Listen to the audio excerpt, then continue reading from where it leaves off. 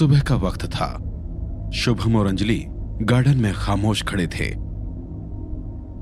अंजलि, हम आधे घंटे से यहाँ खड़े हैं और तुम अभी भी चुप हो। अब क्या तुम मुझे बताओगी कि यहाँ ये सब क्या चल रहा है?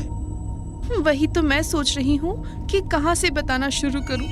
पिछले कुछ महीनों में हमारे साथ इतना कुछ हो गया है कि हमारी पूरी जिंदगी ही बदल गई है। पता नहीं तुम समझ पाओगे या नहीं। अंजलि, तुम बताओ तो, मैं समझने की पूरी कोशिश करूंगा। क्या तुम रीबर्थ में बिलीव करते हो? यार, मैंने रीबर्थ के बारे में सुना तो है, और जब आत्माएं हो सकती है तो रीबर्थ जैसी चीजों के होने से भी मुझे कोई हैरानी नहीं होगी। तुमने मेरे सवाल का जवाब नहीं दिया। क्या तुम इसमें बिलीव करते हो? अरे, अगर मैं करता भी हूँ तो क्या?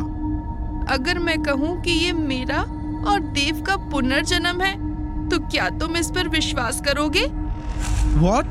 सुनने में ये जरूर अजीब लग रहा है, लेकिन यही सच है।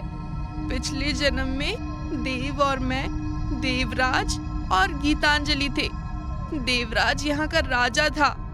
देवराज और गीतांजलि एक दूसरे से बहुत प्यार करते थे, लेकिन उनके प्यार को वृंदा नाम की एक लड़की की नजर लग गई। उसने सब कुछ खत्म कर दिया। फिर भी अंत में वो देवराज को पा ना सकी, इसीलिए वो इस जन्म में भी हमें परेशान कर रही है। वो देव को मारकर अपने साथ ले जाना चाहती है। उसने मेरे और देव के बीच इतनी सारी मिसअंडरस्टैंडिंग्स पैदा कर दी कि देव ने मुझे छोड़ दिया और ये सारी सिचुएशन पैदा हो गई। वो अभी भी मुझे मारना चाहती है।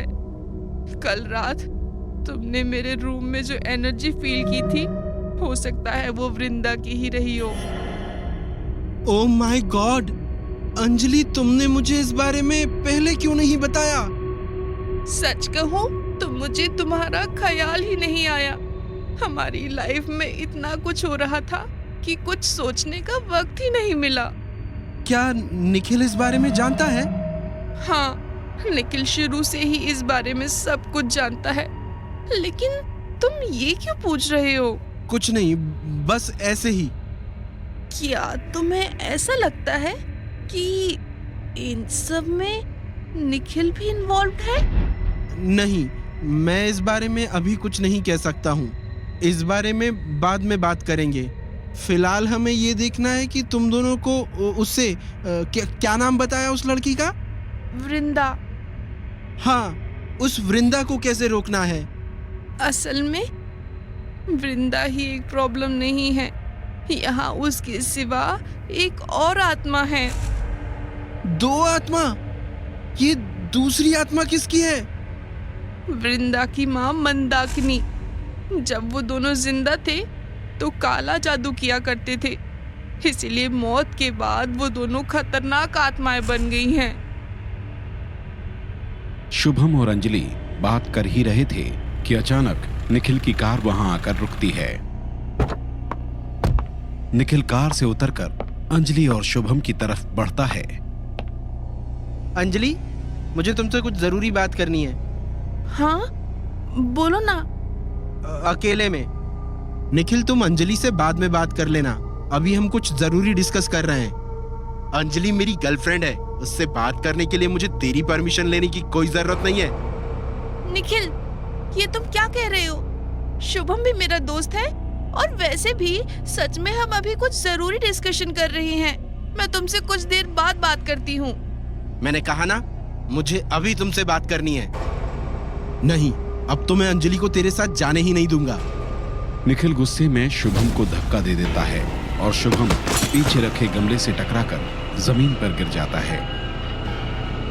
इसके बाद निखिल पूरी ताकत से अंजलि का हाथ पकड़ लेता है और उसे अपने साथ ले जाने लगता है।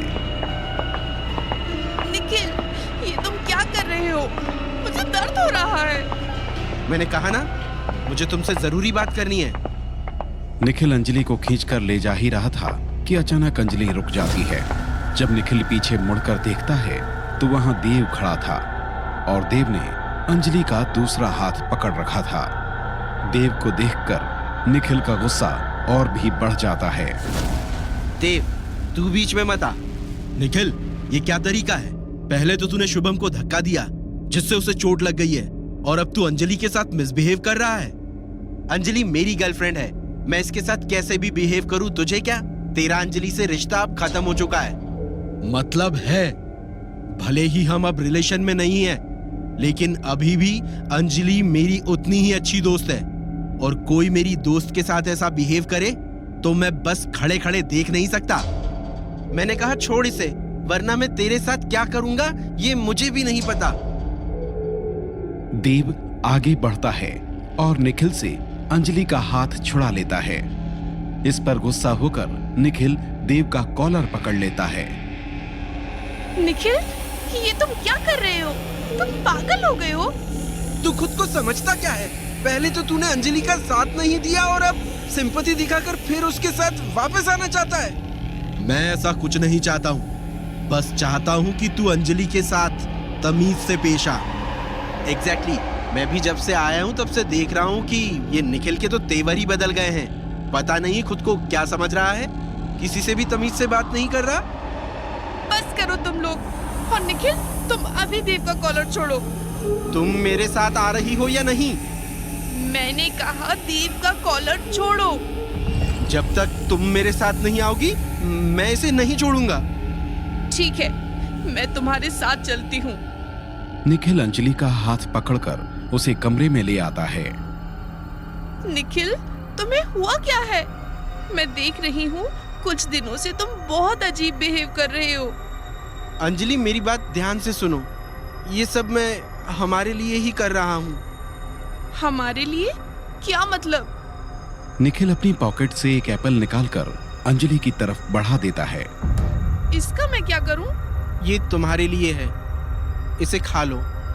निखिल, तुमने मुझे एक एप्पल देने के लिए शुभम और देव से इतना झगड़ा किया? अंजलि, ये कोई नॉर्मल एप्पल नहीं है, ये स्पेशल है। कैसे? आज मैंने गांव के मंदिर में तुम्हारे लिए पूजा कराई है, ये उसी का प्रसाद है। तुम इतनी सुबह मेरे लिए पूजा कराने मंदिर गए थे? मुझे पता है पिछले कुछ दिनों में हमारे बीच काफी कुछ हुआ है, लेकिन इन सब का ये मतलब नहीं है कि मैं तुमसे प्यार नहीं करता। मैं तुम्हारी सलामती के लिए किसी भी हद तक जा सकता हूँ। ये तो बस एक पूजा है। पंडित जी ने कहा था कि ये पूजा करने से वो आत्मा हमें नुकसान नहीं पहुंचा पाएगी। तुम जानते हो ना वृंदा कितनी ताकतवर है? क्या तुम्हें लगता है कि ये पूजा उसे रोक पाएगी? वो सब मैं नहीं जानता। मैं ये एप्पल तुम्हारे लिए लाया हूँ। क्या इसे खाने में भी तुमको कोई परेशानी है?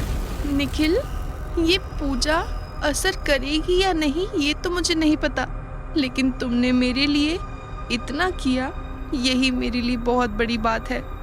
मैं इसे जरूर खाऊंगी। ये कहकर अंजलि निखिल के हाथ से वो एप्पल ले लेती है और उसे खाने के लिए अपने मुंह के पास ले जाती है। अंजलि को एप्पल खाता देख निखिल के चेहरे पर एक शातिर मुस्कान आ जाती है और वह अपने मन में कहता है, अब आज रात मैं तुम्हें इस जगह से और उस देव से बहुत दूर ले जाऊंगा। तभी उस कमरे का दरवाजा खुलता है और शिल्पा अंजलि के कमरे के अंदर आती है। अंजलि, मैं तुझे पूरे घर में ढूंढ रही थी और तू यहाँ है। शिल्पा, आओ ना। क्या मैं गलत वक्त पर आ गई? नहीं नहीं, ऐसी कोई बात नहीं। वैसे तुम मुझे क्यों ढूंढ रही थी? यार, मुझे बहुत भूख लग रही है। मैंने सारा किचन देख लिया, लेकिन वहां भी खाने के लिए कुछ नहीं है। ये कहते हुए शिल्पा की नजर अंजलि के हाथ में रखे उस एप्पल पर पड़ती है। वह तेजी से अंजलि के हाथ से वह एप्पल ले लेती है और उसका एक बाइट खा लेती है। इससे पहले कि निखिल शिल्पा को रोक पाता, वह उस एप्पल को खाने लगती है। बेवकूफ लड़की, ये तुमने क्या किया? मैंने क्या किया? मैंने तो बस अंजलि से ये एक एप्पल लेकर खाया है। क्या तुम्हें इतनी भी तमीज नहीं है कि दूसरों की चीज बिना पूछे नहीं लेते? निखिल, मैंने अंजलि से बस एक एप्पल लिया है, उसकी सारी प्रॉपर्टी नहीं छीन ली। शिल्पा, एक्चुअली निखिल ये एप्पल मेरे लिए लाया था, निखिल ने मेरे लिए एक पूजा कराई है और ये उसी का प्रसाद था। ओह आई एम सॉरी, मुझे ये नहीं पता था। वैसे मैंने इस एप्पल की सिर्फ एक ही बाइट ली है, बचा हुआ तुम खा लो। अंजलि शिल्पा से वो एप्पल लेने ही वाली थी कि तभी निखिल उसे छीनकर खिड़की से बाहर फेंक देता है।